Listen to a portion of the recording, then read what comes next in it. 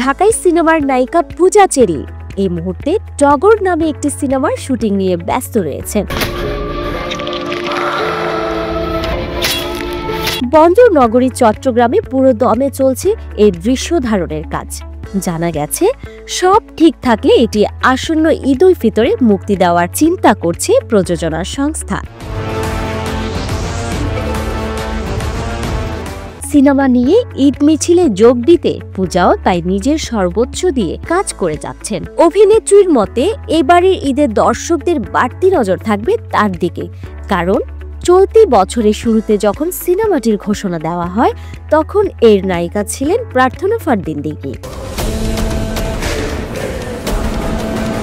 পরিচালকের সঙ্গে বনিবনা না হওয়ায় পরে নায়িকা বদল করে নেওয়া হয় পূজাকে। তাই দিঘির জায়গায় পূজা কেমন কাজ করছেন এটা দেখতে দর্শকের বাড়তি নজর থাকবে বলে নির্মাতার বিশ্বাস। এদিকে সম্প্রতি শুটিং লোকেশন থেকে একটি ছবি শেয়ার করেন পূজা, যেখানে তার সঙ্গে সিনেমার নায়ক আদর আজাদকেও দেখা গেছে। পোস্টে অভিনেত্রী লেখেন, কি মনে করেছিস কানের দুল দিলে কি আমি তোর?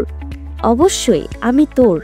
ধারণা করা হচ্ছে এটি সিনেমারই একটি সংলাপ।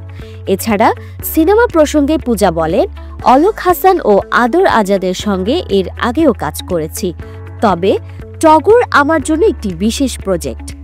এখানে চট্টগ্রামের ঐতিহ্যবাহী স্থানগুলোকে দেখানো হচ্ছে, যা দর্শকদের কাছে ভিন্ন ধরনের অভিজ্ঞতা নিয়ে আসবে। সাফা মারওয়া, দ্য ড্রামা লাভার।